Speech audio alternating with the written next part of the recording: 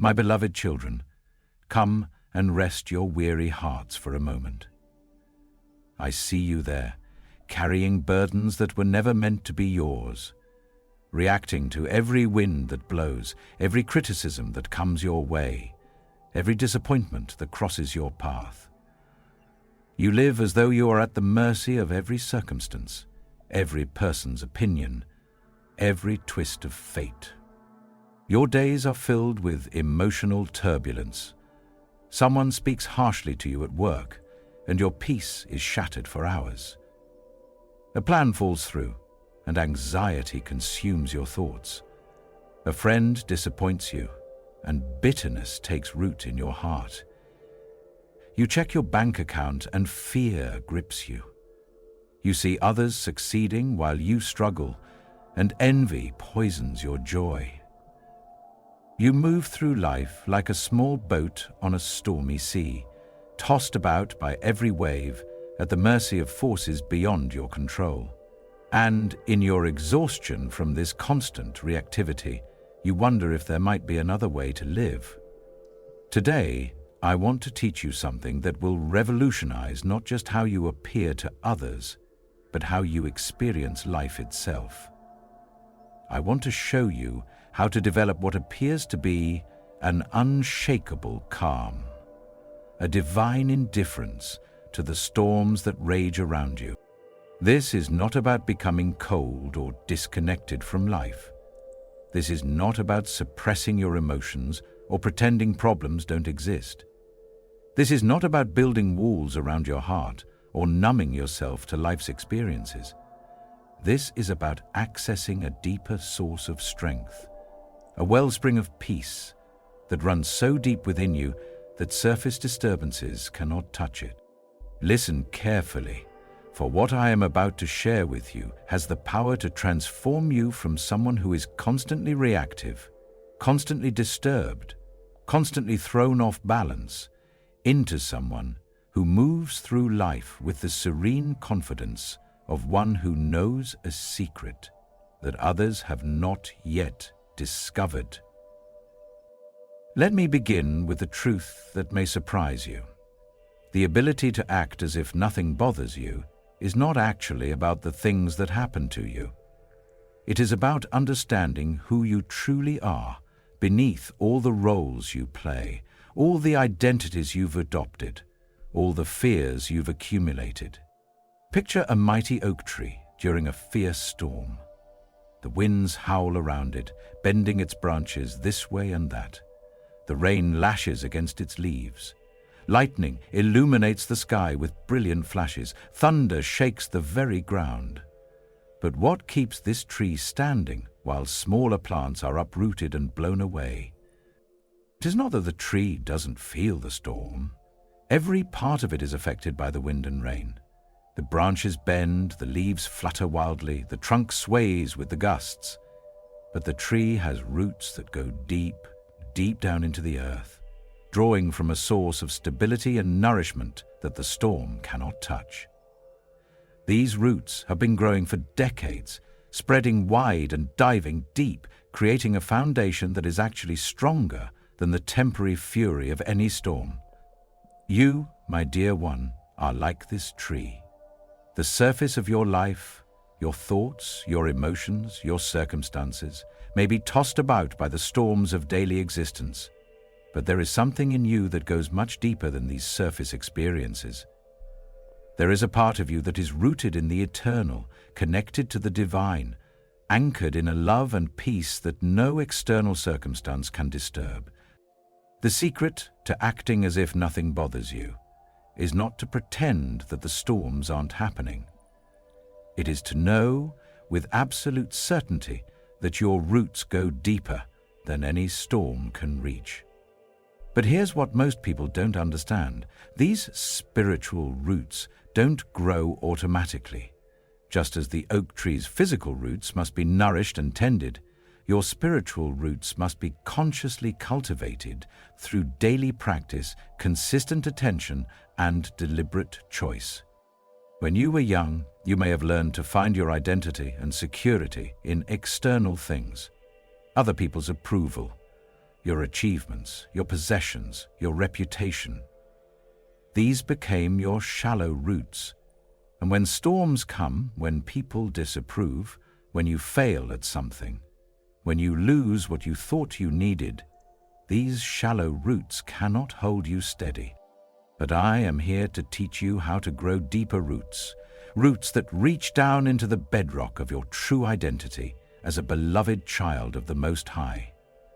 Roots that draw nourishment from the infinite well of divine love that flows beneath all of life's temporary circumstances. Before we go further, we must address a fundamental misunderstanding that keeps most people trapped in reactivity. You have been taught, probably since childhood, that your sense of security and well-being should come from managing your external circumstances successfully. If people approve of you, you feel good about yourself. If they disapprove, you feel bad. If things are going well in your life, you feel peaceful. If they're not, you feel anxious. If you have enough money, you feel secure. If you don't, you feel afraid. If your health is good, you feel confident about the future. If it's not, you feel worried. This is the illusion that keeps you enslaved to reactivity. You have made your inner state dependent on outer conditions, and since outer conditions are constantly changing and largely beyond your control, your inner state is constantly unstable.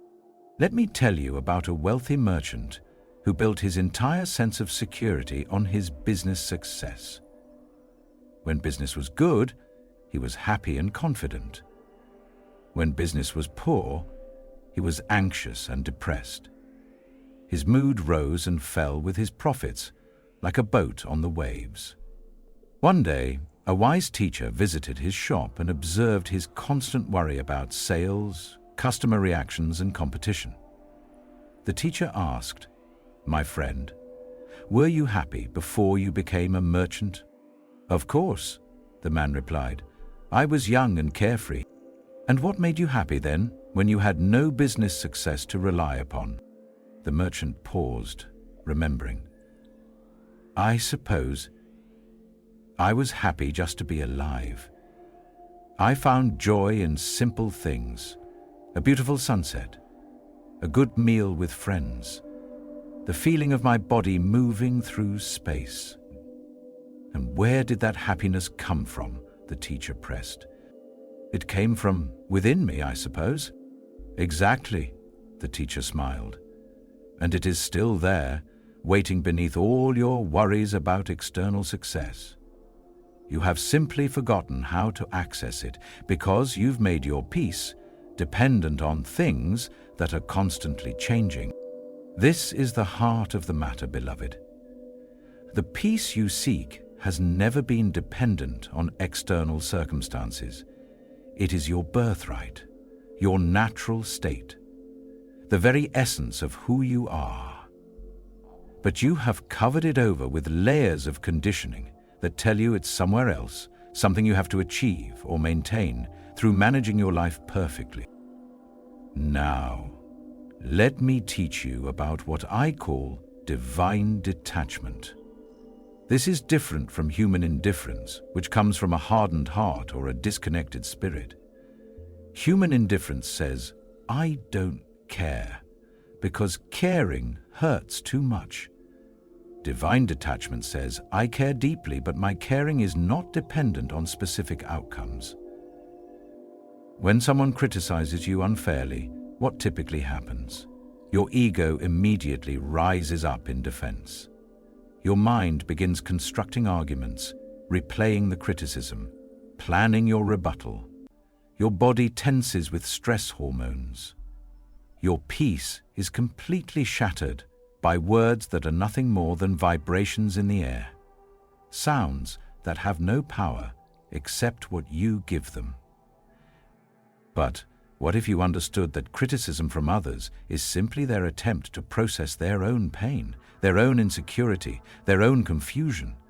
What if you realized that their words have no power to change the truth of who you are?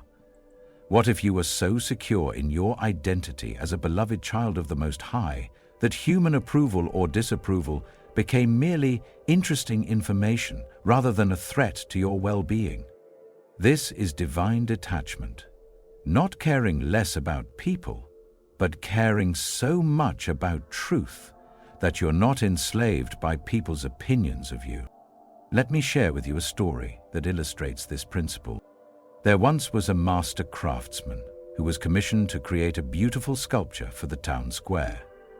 He worked for months, pouring his heart and skill into every detail.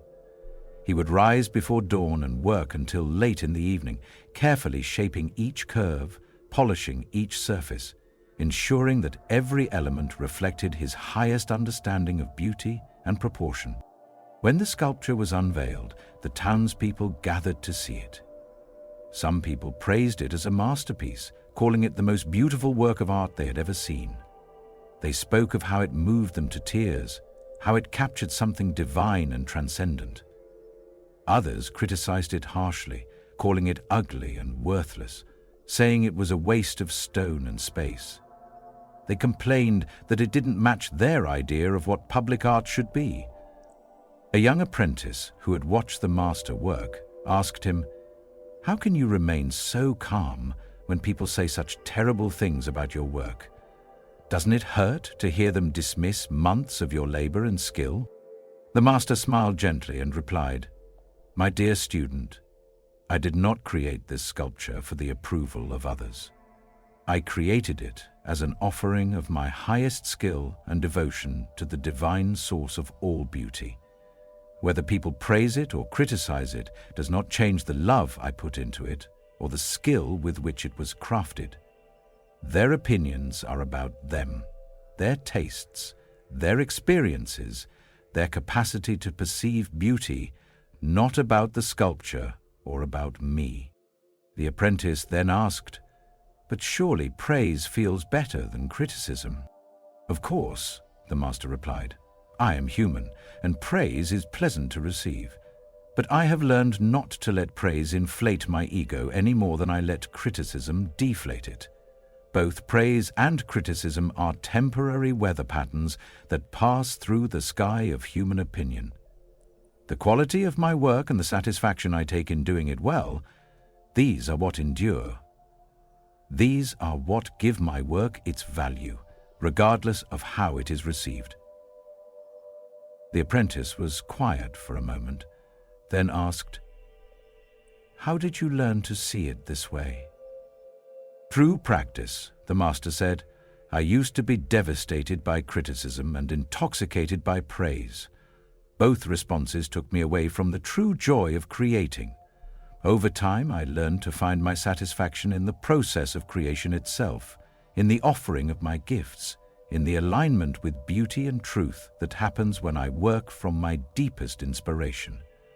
When you find your fulfillment in these things, external reactions become much less important." This is the essence of divine detachment, beloved. It is not indifference to the world, but independence from the world's approval for your sense of worth and peace. Now, let me give you practical instruction in how to develop this divine detachment, this ability to act as if nothing bothers you. Each morning, before you engage with the world and all its demands, I want you to spend time remembering who you are at the deepest level. Not who others think you are, not who you think you should be, not who you're afraid you might be, but who you actually are. A unique expression of divine love, created with a purpose, sustained by infinite grace, connected to the source of all peace and wisdom. Find a quiet place where you will not be disturbed. Sit comfortably and close your eyes. Begin by placing your attention on your breath. Not to control it, but simply to notice it. This breath that flows in and out of you without your conscious effort is a reminder that you are being sustained by forces far greater than your personal will. You are being kept alive, moment by moment, by the same loving intelligence that keeps planets in their orbits and causes flowers to bloom. As you breathe, allow your attention to settle more and more deeply into the present moment. Notice how, in this moment, you are actually okay. Whatever problems exist in your life, whatever challenges you're facing, whatever fears you're carrying, in this specific moment of simply breathing and being alive, you are fundamentally okay. This is not denial of your problems. This is recognition that beneath all your problems, you exist. And your existence itself is a miracle, a gift, a manifestation of divine love that no problem can diminish. As you rest in this recognition, repeat these words silently. I am held in perfect love. Nothing can disturb the peace of my true self. Not as empty affirmation, but as remembrance of truth. Feel the reality of these words in your body, not just in your mind. Spend at least 10 minutes in this practice each morning. Some days your mind will be busy and restless. Some days you will feel the peace deeply. Both experiences are normal and valuable. The important thing is to show up consistently to this practice of remembering who you are beneath all the surface identities and concerns. When you leave this time of quiet centering and enter into your daily activities, carry this remembrance with you like a precious treasure hidden in your heart. Throughout the day, when situations arise that would normally disturb your peace, return to this inner sanctuary. Someone speaks harshly to you.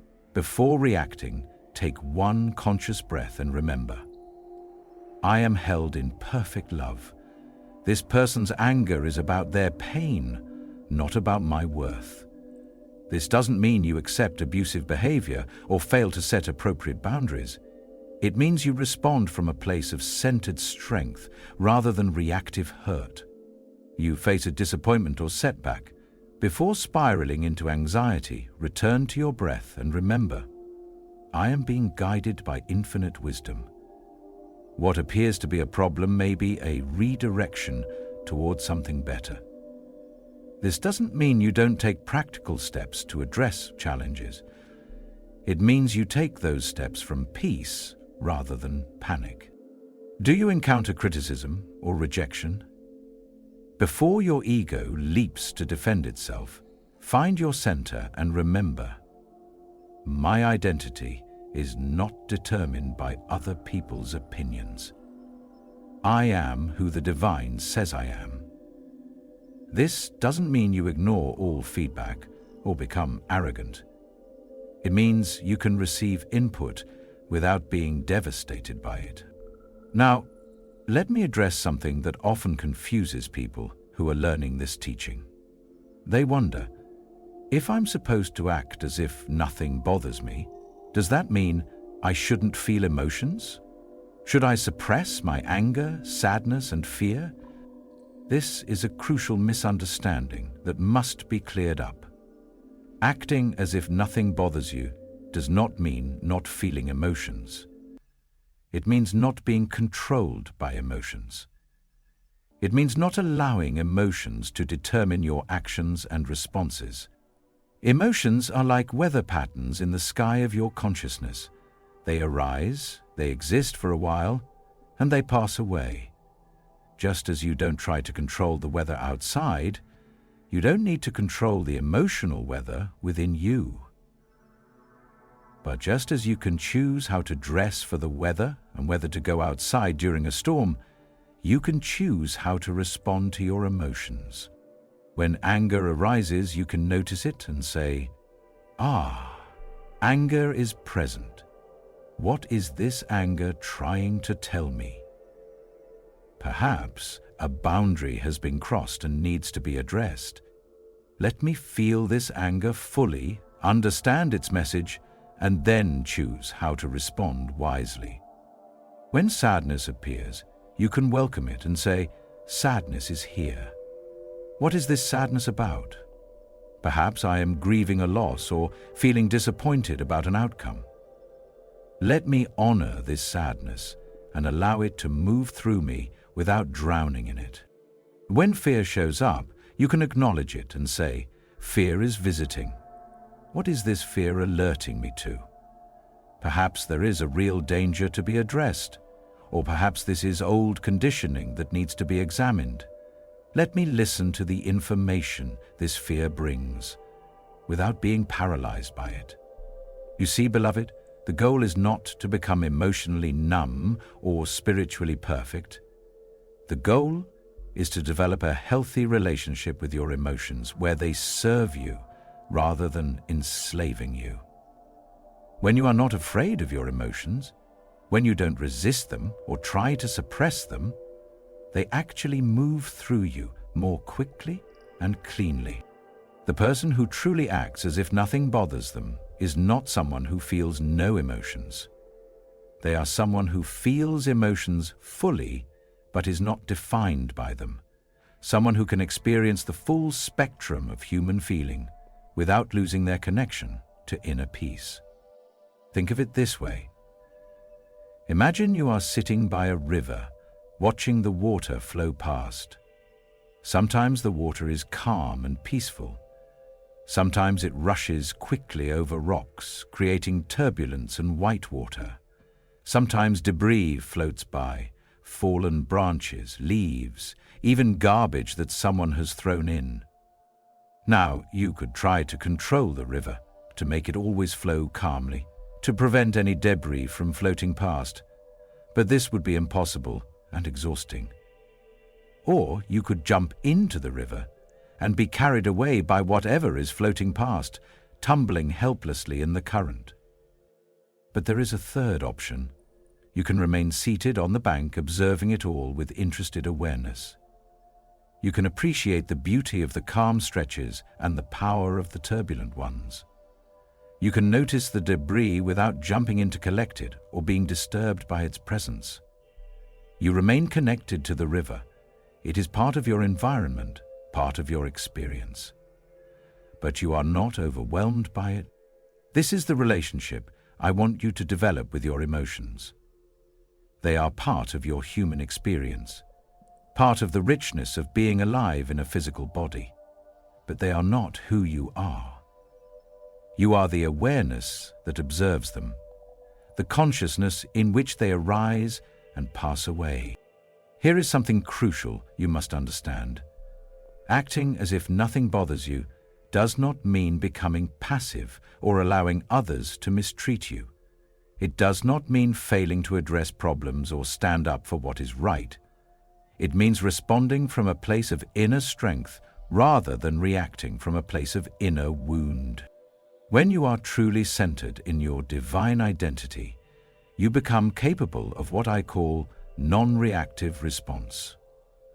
You can address problems, set boundaries, confront injustice, and even engage in conflict when necessary, all without losing your inner peace. In fact, you become far more effective in dealing with challenges because you are not clouded by emotional reactivity. Think of how I responded when they brought the woman caught in adultery to me, demanding that I condemn her according to the law. This was a trap designed to put me in an impossible position.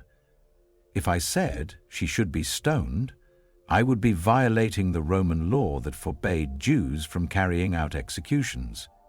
If I said she should not be stoned, I would appear to be dismissing the law of Moses. I did not react with anger at their hypocrisy, though their motives were clearly malicious. I did not become defensive about being put in a difficult position, though the trap was obvious. I did not panic about the political implications of my response, though the stakes were high. Instead, I remained centered, and from that centeredness, I was able to respond with wisdom that transformed the entire situation. I knelt down and wrote in the dust, giving myself time to connect with divine wisdom rather than reacting immediately. Then I stood and said, "Let him who is without sin cast the first stone." This response came not from emotional reaction, but from deep spiritual understanding. It addressed the real issue, not the woman's behavior, but the hearts of her accusers. It exposed their hypocrisy without being vindictive. It protected the woman without dismissing the law. And because it came from peace rather than reactivity, it had the power to actually change minds and hearts.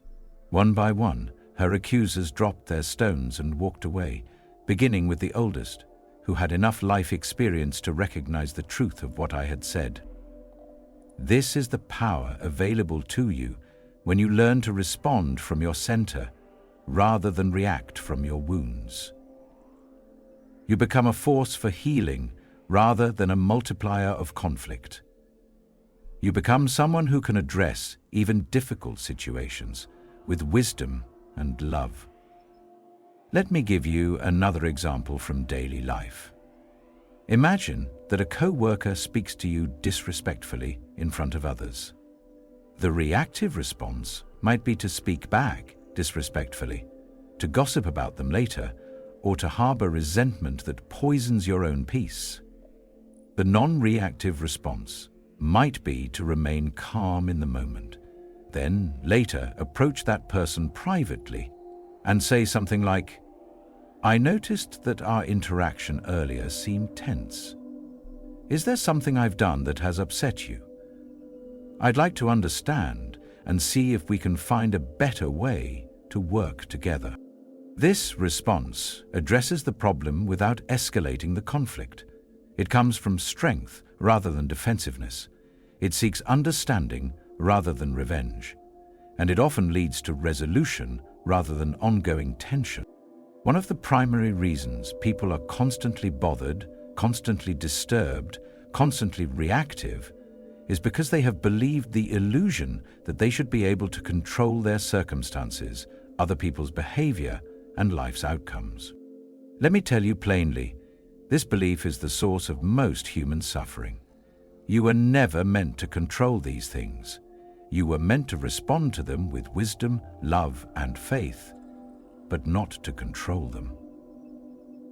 Think about it logically for a moment. How much control do you actually have over other people's thoughts, feelings, and actions? How much control do you have over natural disasters, economic fluctuations, or global events? How much control do you have over aging, illness, or death? The honest answer is very little. Yet so much of your emotional energy goes toward trying to control these uncontrollable things. You worry about what others think of you, as if you could control their thoughts. You stress about future events, as if your anxiety could somehow prevent unwanted outcomes. You get angry at people for not behaving the way you want them to, as if your anger could change their character. This is like a person standing on the beach, getting furious at the waves for being wet, demanding that the tide follow their preferred schedule, trying to push back the ocean with their bare hands. It is not only ineffective, it is exhausting and ultimately futile when you truly accept, not just intellectually, but in the depths of your being, that you are not responsible for controlling outcomes, only for bringing your highest self to whatever circumstances arise. A tremendous burden is lifted from your shoulders. The person who seems unbothered by life's ups and downs is not someone who has gained control over external circumstances. They are someone who has released the illusion that such control is necessary for their well-being. Let me share with you a parable that illustrates this truth. There was once a man who spent his days trying to control the wind. He built elaborate contraptions to redirect it. He planted trees in specific patterns, hoping to channel its flow. He studied weather patterns obsessively, trying to predict its changes. He became so consumed with controlling the wind that he forgot to enjoy the coolness it brought on hot days, the way it made leaves dance, the fresh scents it carried from distant places. One day, an old sailor visited the man and observed his frantic efforts. "My friend," the sailor said, "I have spent my entire life on the ocean. and I can tell you that no one controls the wind. But I have learned to work with it, to adjust my sails to catch it favorably, to find shelter when it becomes dangerous, and to appreciate its power and beauty. But surely, the man protested, if I just work hard enough, study long enough, build the right devices, I can make the wind do what I want it to do. The sailor smiled compassionately. The wind has been blowing since before you were born and will continue long after you are gone. It follows laws that are far greater than your personal preferences. But this is not a tragedy. It is a gift. When you stop fighting the wind and learn to dance with it, you discover capabilities you never knew you had. The man was skeptical, but his own efforts had brought him nothing but frustration and exhaustion, so he decided to listen to the sailor's wisdom. He stopped trying to control the wind and instead began to study how to work with it. He learned to read its patterns, not to control them, but to harmonize with them.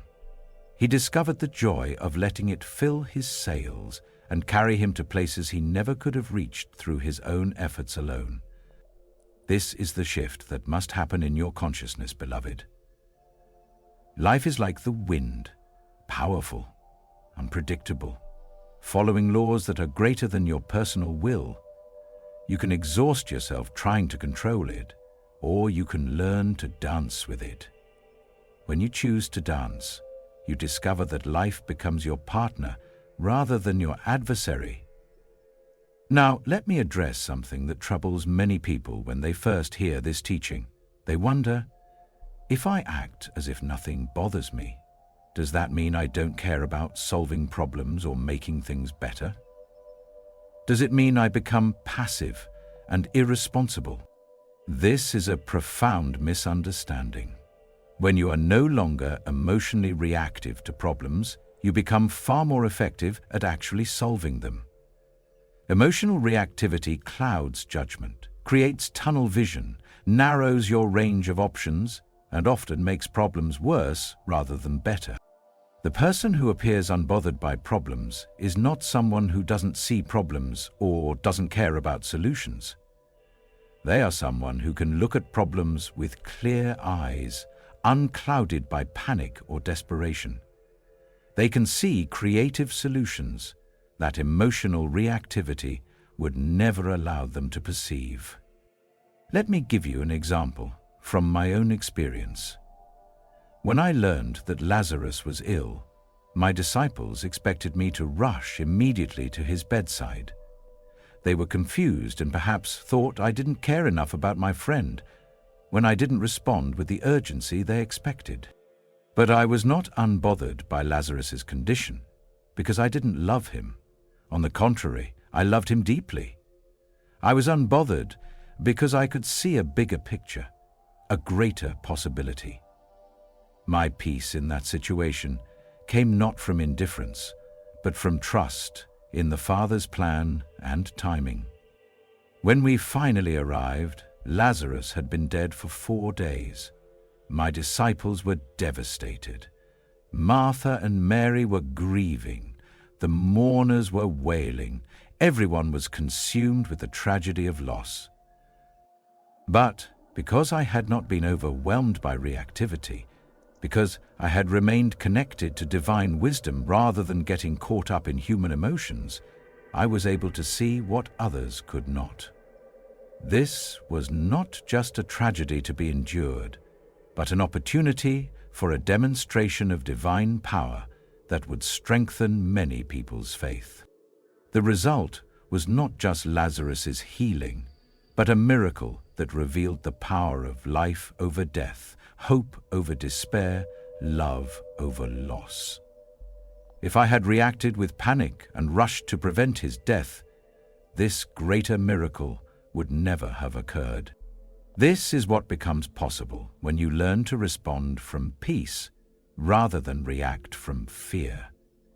You become available for miracles that emotional reactivity would prevent you from seeing or receiving. Problems are not obstacles to your peace. They are opportunities to practice maintaining your peace while engaging skillfully with challenges. They are invitations to discover creative solutions that you wouldn't have found if everything always went smoothly. Think about it. Some of the greatest innovations in human history have come from people who faced problems without being overwhelmed by them. They maintained enough inner calm to think creatively, to see possibilities that others missed, to persist through difficulties that would have discouraged less centered individuals. When your house needs repair, you don't become emotionally distraught about the fact that houses require maintenance. You assess what needs to be done and you do it, or you find someone who can. When your body needs medical attention, you don't rage against the fact that bodies are vulnerable. You seek appropriate care while maintaining your inner equilibrium. This same approach can be applied to every area of life. Problems are simply information about what needs attention. They are not personal attacks on your worth, not evidence that life is unfair, not reasons to lose your peace. Here is a daily practice that will help you develop this ability to remain unshaken by life circumstances. Throughout your day, practice what I call compassionate observation. Instead of immediately identifying with every emotion that arises, every thought that crosses your mind, every reaction that surfaces, step back slightly and observe these experiences with loving awareness. When you feel anger arising, instead of thinking, "I am angry," think, "I notice anger arising in me." This is interesting. What is this anger trying to communicate? What boundary might need to be set? What injustice might need to be addressed? When anxiety begins to grip you, instead of thinking, "I am anxious," think, "I notice anxiety trying to take hold." What is this anxiety about? Is there a real concern that needs attention? Or is this old conditioning being triggered? How can I respond to this anxiety with wisdom rather than being overwhelmed by it?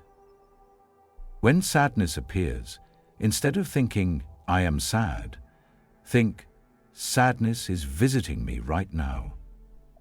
What is this sadness honoring? What loss is being grieved? How can I allow this sadness to move through me without drowning in it? This small shift in perspective creates space between your true self and your temporary emotional experiences. In that space, you remember that you are not your emotions. You are the awareness that observes emotions. You are not your thoughts. You are the consciousness in which thoughts appear and disappear. You are not your circumstances. You are the one who experiences circumstances. From this place of compassionate observation, you can choose how to respond rather than being driven by automatic reactions. You can say, "Thank you, anger, for alerting me that a boundary may need to be set, but I choose to respond with wisdom rather than reactivity." You can say, "Thank you, anxiety, for trying to protect me, but I choose to trust rather than worry." You can say, "Thank you, sadness, for honoring what I have lost, but I choose not to be defined by this grief." Practice this throughout your day. When someone cuts you off in traffic, instead of immediately reacting with anger, pause and observe. Anger is arising. This person's actions have triggered my sense of injustice, but their behavior is about them, not about me. I can choose to remain peaceful. When you receive disappointing news, instead of immediately spiraling into despair, pause and observe. Disappointment is here. I had expected something different, but this unexpected development may lead to opportunities I cannot yet see. I can choose to remain open to possibilities. When you face a challenging situation, instead of immediately becoming overwhelmed, pause and observe. challenge is present. This situation requires my attention and skill. But I have faced challenges before and grown through them. I can choose to respond with confidence rather than fear. This is not about suppressing or denying your emotions. It is about not being enslaved by them. It is about remembering that you are far more vast and capable than any temporary emotional state. Now I want to share with you something beautiful that happens when you truly embody this teaching. Your unshakable peace becomes a gift, not just to yourself, but to everyone around you. Think about how you feel when you're around someone who is constantly reactive, constantly disturbed, constantly agitated. Their anxiety becomes contagious. You find yourself becoming more nervous and unsettled. Their reactivity triggers your own reactive patterns. Their chaos creates chaos in your own inner world. Even if you try to remain calm, their energy affects you. Now imagine being around someone who remains calm in the midst of storms, who responds with wisdom rather than reacting with emotion, who seems to carry an inner peace that no external circumstance can disturb. How does their presence affect you? You find yourself naturally becoming calmer, more centered, more capable of seeing situations clearly. Their peace is contagious in the best possible way. Their stability gives you permission to access your own inner stability. Their example reminds you that peace is possible, even in difficult circumstances. This is the gift you give to the world when you learn to act as if nothing bothers you. You become a sanctuary of peace in a world full of reactivity. You become a lighthouse of stability in a sea of chaos. You become a source of healing for others who have forgotten that inner peace is possible. Your children desperately need to see this modeled for them. They are growing up in a world that teaches them to be reactive, to find their identity in external validation, to be at the mercy of every emotion that arises. When they see you remaining peaceful in difficult situations, when they witness you responding with wisdom rather than reacting with emotion, you are giving them a template for how to live that will serve them for the rest of their lives. Your spouse needs to experience what it feels like to be around someone who is not constantly thrown off balance by life's challenges. When you stop being reactive, you create space for them to stop being reactive too. Many relationship conflicts are simply two people's reactivity bouncing off each other, escalating until someone gets hurt. When you remove your reactivity from the equation, the entire dynamic changes. Your co-workers need to witness that there is another way to respond to stress and pressure.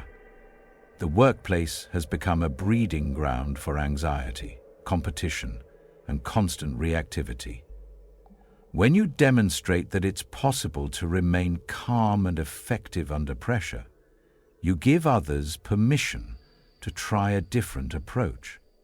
Your community needs more people who can remain centered during times of crisis, who can think clearly when others are panicking, who can offer steady presence when everything else feels chaotic.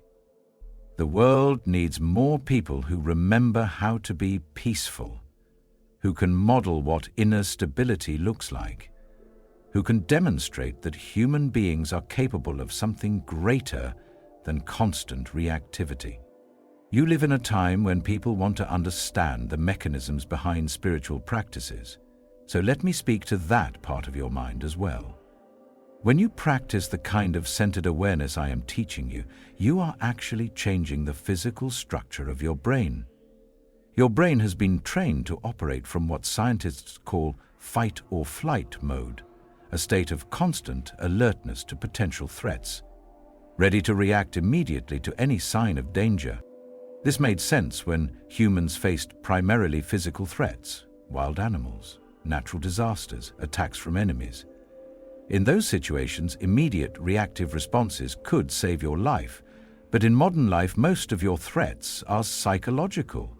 Criticism, rejection, financial insecurity, social awkwardness. These threats cannot be solved by fighting or running away. Yet your brain still triggers the same reactive responses. When you live in constant fight or fight mode, your body is flooded with stress hormones like cortisol and adrenaline. These chemicals are designed to help you respond to immediate physical danger. But when they're constantly present, they actually impair your ability to think clearly, make good decisions, and maintain emotional balance. But when you practice the kind of centered awareness I am teaching you, when you observe your thoughts and emotions rather than being controlled by them, when you respond from peace rather than react from fear, you activate what scientists call the rest and digest mode of your nervous system. In this state, your body produces different chemicals, serotonin, dopamine, oxytocin, that promote feelings of well-being, connection, and clarity. Your immune system functions better. Your digestion improves. Your sleep becomes more restful. Your ability to think creatively and solve problems is enhanced. This is not just spiritual theory, beloved. This is measurable, observable science. When you practice non-reactive awareness, you are literally rewiring your brain to operate from a state of peace, rather than a state of constant alert. The neural pathways that support reactivity, the automatic connections between external stimuli and emotional responses, actually weaken when they're not used regularly.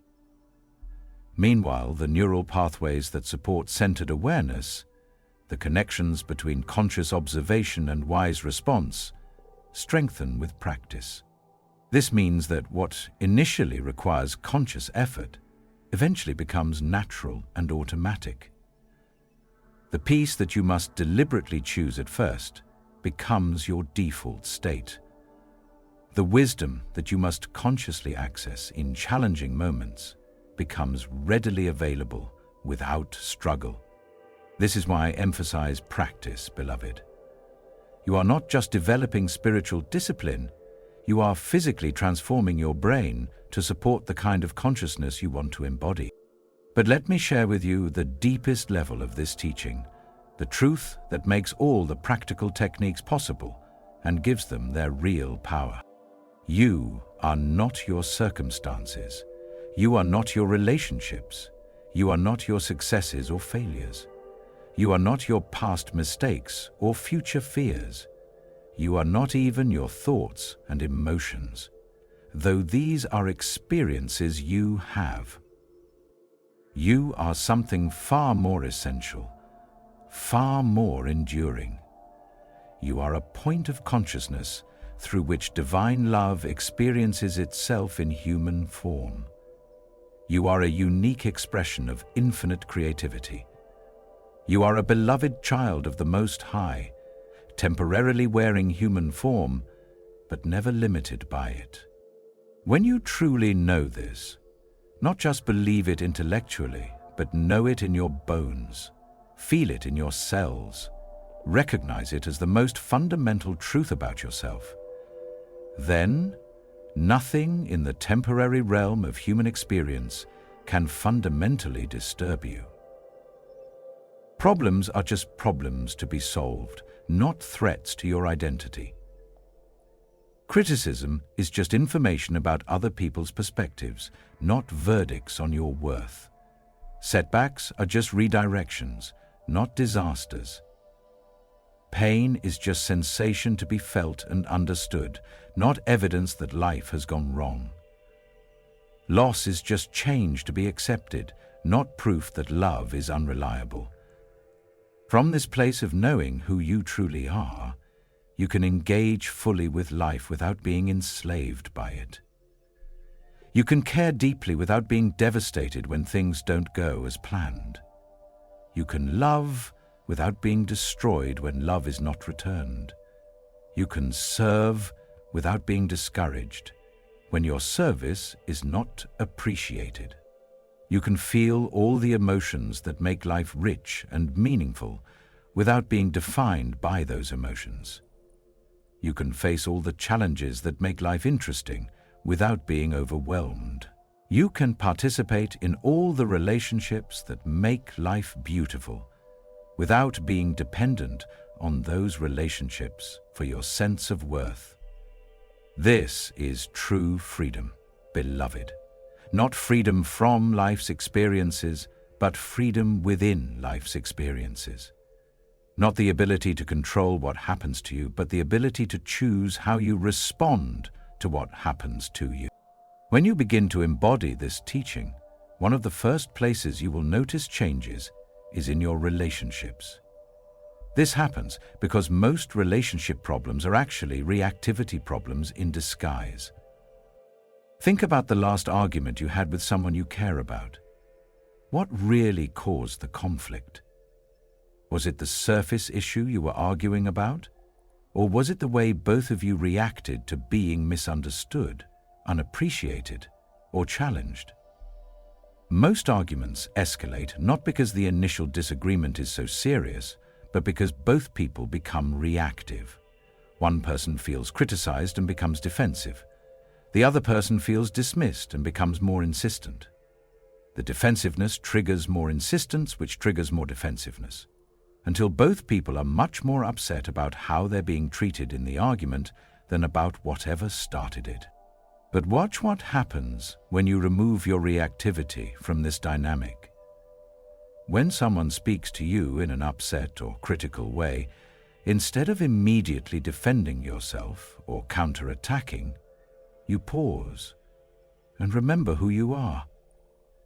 You recognize that their upset is about their experience, not about your worth. From this centered place, you might say something like, "I can see that you're really frustrated about this. Help me understand what you need." Or, "It sounds like this situation is really bothering you. What would feel like a good solution to you?"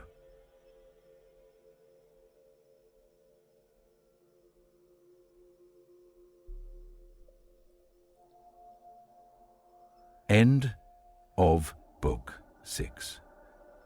I can see that you're really frustrated about this. Help me understand all the circumstances around this situation. End of Book 6. Notice what happens when you respond this way. Instead of escalating the conflict, you de-escalate it. Instead of making the other person more defensive, you help them feel heard.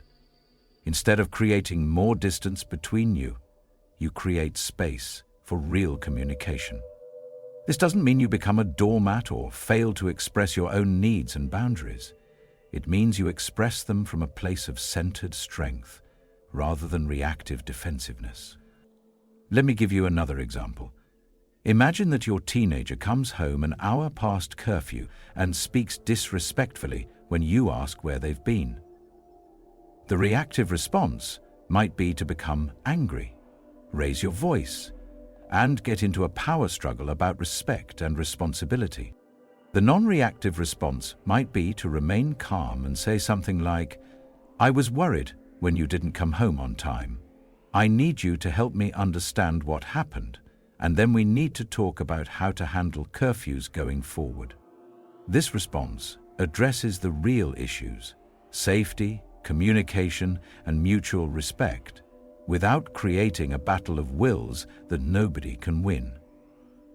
It comes from parental authority rather than parental reactivity, and it's much more likely to lead to actual behavioral change rather than just temporary compliance born from fear.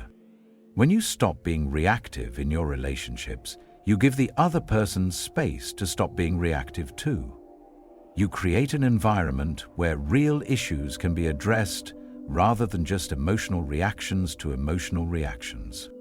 Let me give you specific guidance for how to apply this teaching in common daily situations that tend to trigger reactivity.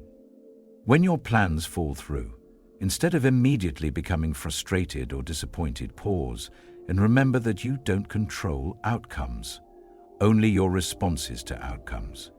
Ask yourself, What opportunity might this unexpected change create? How can I respond to this situation with grace and adaptability?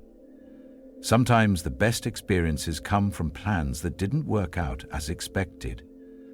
When you make a mistake, instead of immediately becoming self-critical or embarrassed, pause and remember that mistakes are part of learning and growing. You can acknowledge the mistake, make amends if necessary, learn from it, and move forward without dragging shame along with you. Your worth is not determined by your performance. When you receive unexpected news, instead of immediately reacting with fear or excitement, pause and remember that you don't yet know what this news will ultimately mean for your life. What initially appears to be bad news sometimes leads to positive changes, and what initially appears to be good news sometimes brings unexpected challenges. You can choose to remain centered while allowing events to unfold. In each of these situations, the key is the pause, that brief moment of conscious awareness before automatic reaction kicks in. In that pause, you remember who you are, you connect with your center, and you choose your response, rather than being driven by unconscious patterns. The pause doesn't have to be long. Even one conscious breath can be enough to shift you from reactive mode to responsive mode. But it does have to be deliberate. You have to consciously choose to create that space between stimulus and response. Now, let me address a challenge that many people face. How to apply this teaching when dealing with truly difficult people, those who seem to be consistently unreasonable, manipulative, or hostile. First, understand that difficult people are usually people in pain. Their challenging behavior is often their way of trying to protect themselves from feeling vulnerable, rejected, or powerless. This doesn't excuse harmful behavior, but understanding it can help you respond with wisdom rather than reactivity. When you encounter someone who is being unreasonable, instead of trying to convince them to be reasonable, focus on maintaining your own inner balance. You cannot control their behavior, but you can choose not to be pulled into their chaos. Set clear boundaries without being defensive about them. You might say something like, "I'm willing to discuss this when we can both speak respectfully to each other. I'll be available to continue this conversation when you're ready to do that." Don't take their behavior personally, even when they seem to be attacking you personally. Their attacks are usually about their own pain, fear, or insecurity, not about who you actually are. If someone is consistently draining your energy or peace, it may be necessary to limit your interaction with them. This isn't punishment, it's self-care. You are not required to allow others to disturb your inner peace, even if they are family members or people you care about. Remember that some people are so identified with their pain or anger that they will interpret your peace as indifference, your non-reactivity as coldness. This is not your responsibility to fix. Your responsibility is to embody the peace you want to see in the world, regardless of how others respond to it. Sometimes the most loving thing you can do for a difficult person is to refuse to participate in their drama. When you don't react to their attempts to create conflict, you deprive their dysfunction of the fuel it needs to continue. This can actually motivate them to find healthier ways of relating. Now let me speak to the spiritual heart of this teaching. Acting as if nothing bothers you is not ultimately about developing a useful psychological skill, though it certainly is that. It is about remembering your spiritual identity and living from that remembrance.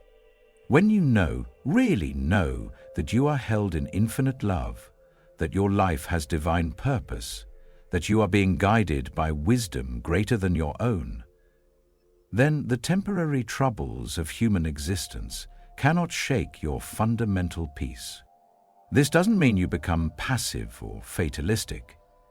It means you become aligned with the deeper currents of life, rather than being tossed about by surface waves. You begin to cooperate with the intelligence that governs the universe, rather than fighting against it. Prayer and meditation become not just practices you do, but ways of remembering who you are and staying connected to the source of your peace. When you regularly commune with the divine, you are reminded that your security comes not from managing external circumstances, but from your eternal connection to love itself.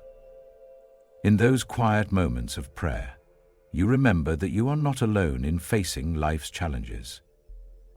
The same power that created galaxies and causes flowers to bloom is intimately involved in the details of your life.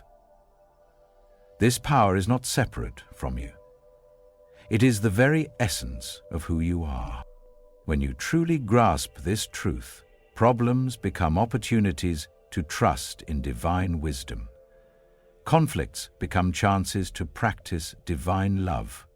Setbacks become invitations to surrender more deeply to divine will. This is not about becoming passive or irresponsible. It is about aligning your will with divine will, your wisdom with divine wisdom, your love with divine love. When this alignment happens, you find that you can act with incredible effectiveness while remaining perfectly peaceful.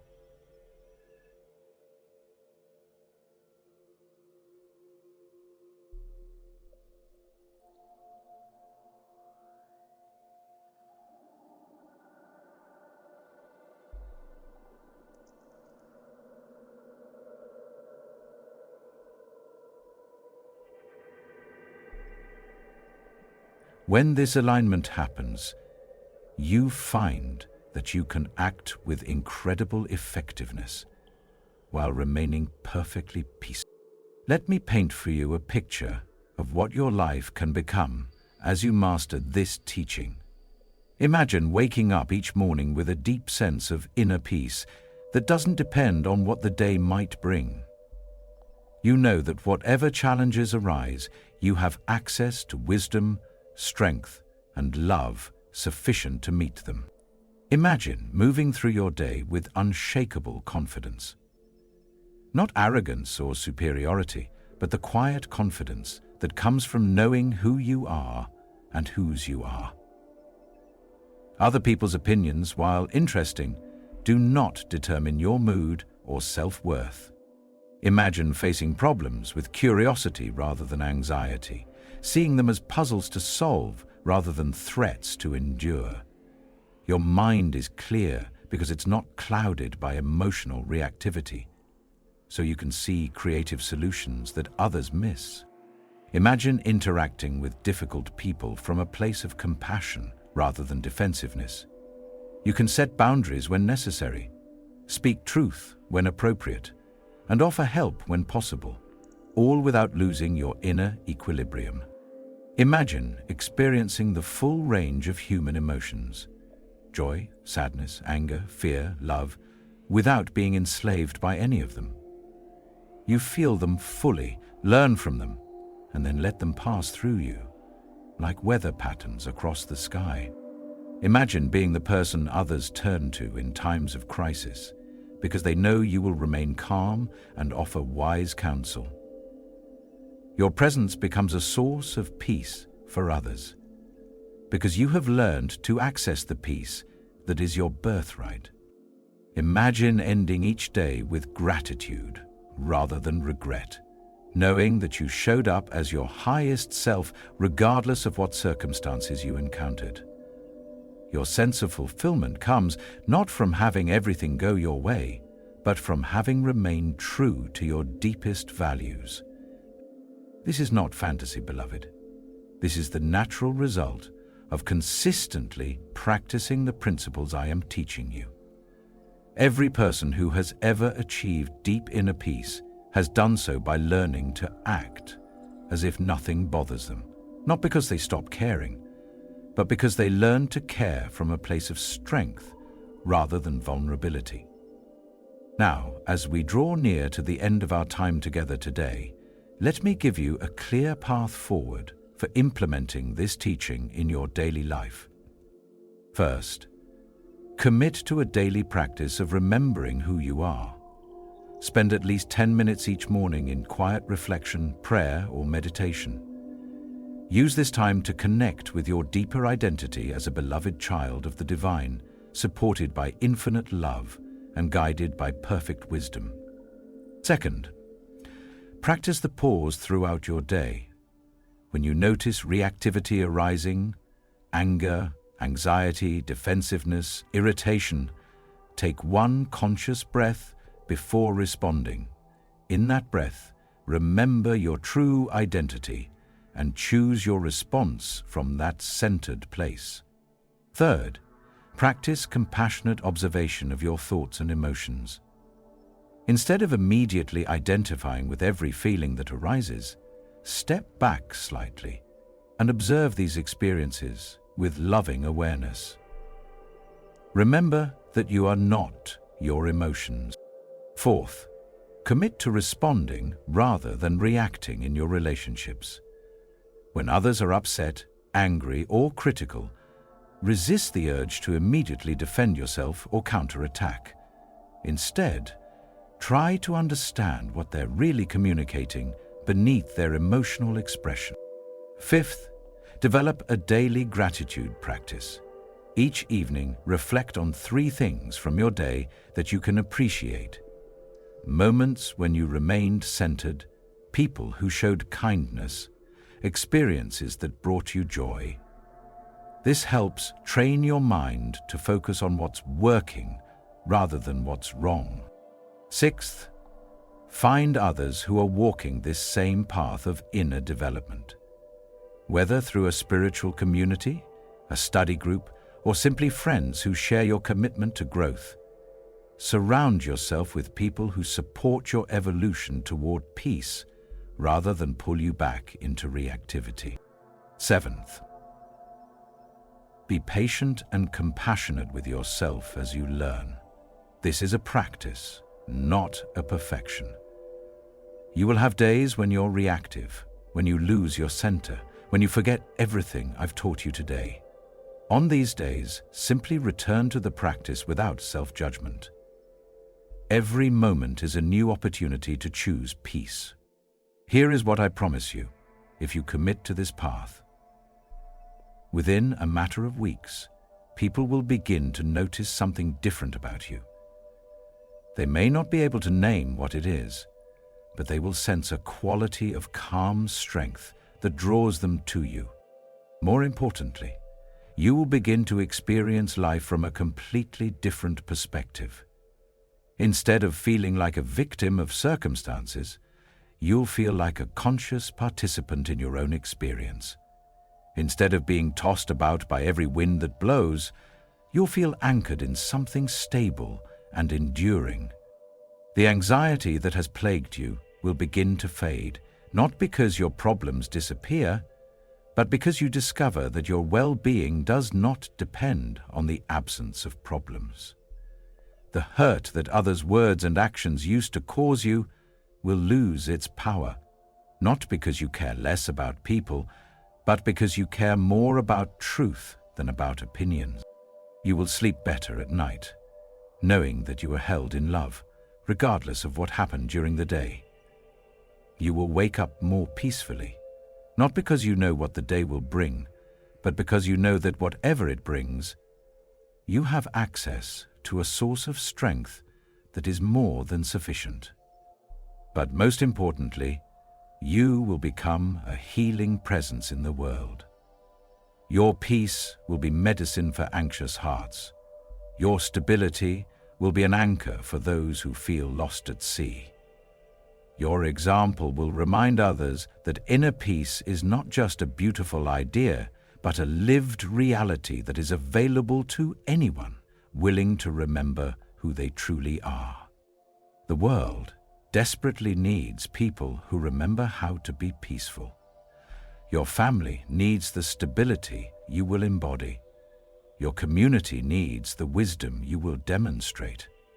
Future generations need the example you will provide of what it means to live from love rather than fear.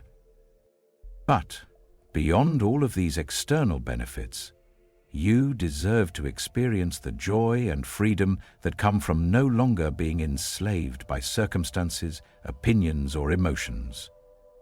You deserve to know the peace that is your birthright, the love that is your essence, the strength that is your true nature. So, I ask you now, my beloved child, are you ready to stop living at the mercy of every circumstance, every opinion, every unexpected challenge? Are you ready to discover what it feels like to move through life with unshakable inner peace? If so, then begin today. Begin right now. Take a deep breath and remember who you are beneath all the roles you play, all the identities you've adopted, all the fears you've accumulated.